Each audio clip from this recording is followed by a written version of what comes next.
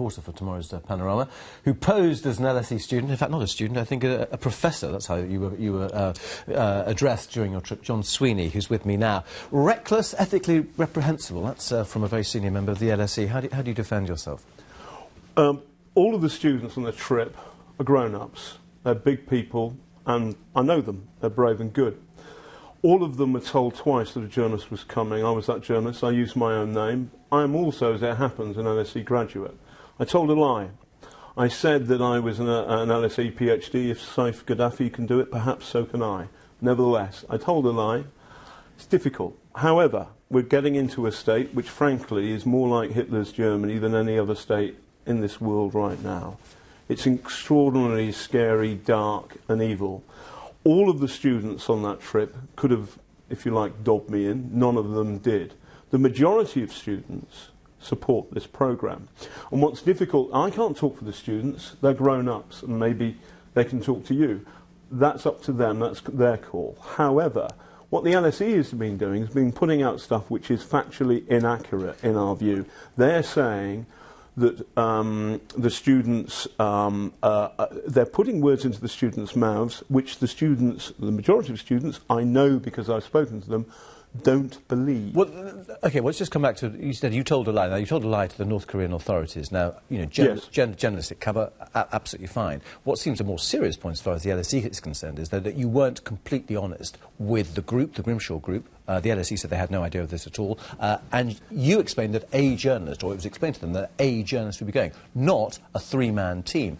Your actions, had you been exposed there, could have led to their arrest and detention in North Korea. Do you accept the risk you were putting these students at? And secondly, what it does for academic credibility. How can the LSE group ever be trusted with whichever other country it wants to visit now, because it might be sending an undercover reporter in? Tim, you're hitting me with two questions. The first one is all of the students were aware of the risk. If I may say so, North Korea is not Torremolinos. So all of them were aware of where they were going, that a journalist was coming. I was that journalist. All of them knew about the risks and they went. But they knew one journalist, or they thought one journalist was coming. Well, not a crew from Panorama. So we told a lie to the agency of the what this was. Well, you told a lie to this group as well, the group that was taking you in. No, hold on a second. The group that took us in was the Korean Friendship Association. This, frankly, is an arm of the North Korean government. It was a Korean Friendship Association trip. Not an LSE trip, not an LSE Grimshaw Club. It's their International Club Society. By the way, I have talked to the Grimshaw Club about going undercover to Belarus. So at least some of the students knew exactly who I was. All of them were told there was a journalist. Anyway, we go in, we tell a lie to the North Koreans, and I believe it's journalistically fine, proper, good. Put that to one side, though. Yes. What about the fact that you weren't honest or weren't straight with the Grimshaw group, who thought a journalist was coming, not a three-man crew from Panorama? All of the journalists knew we were there. But again, so this is an issue. Sorry, but this is okay. That's a very good question. It's difficult for me to answer. And I think the best people to talk about this are the students themselves. From the LSE statement, you'd get the view that all of the LSE students were against what's happened.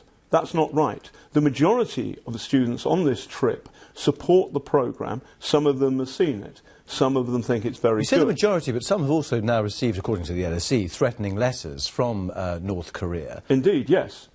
Yes, the North Koreans, but Tim, the North Koreans are very angry about this, and I know that because how do you feel, though, that you have used a vehicle of an academic group going into that country, and on that second question, which I put to you as well, you have now actually sort of eroded any authority or credibility that any LSE visiting trip to difficult countries will ever have in the future?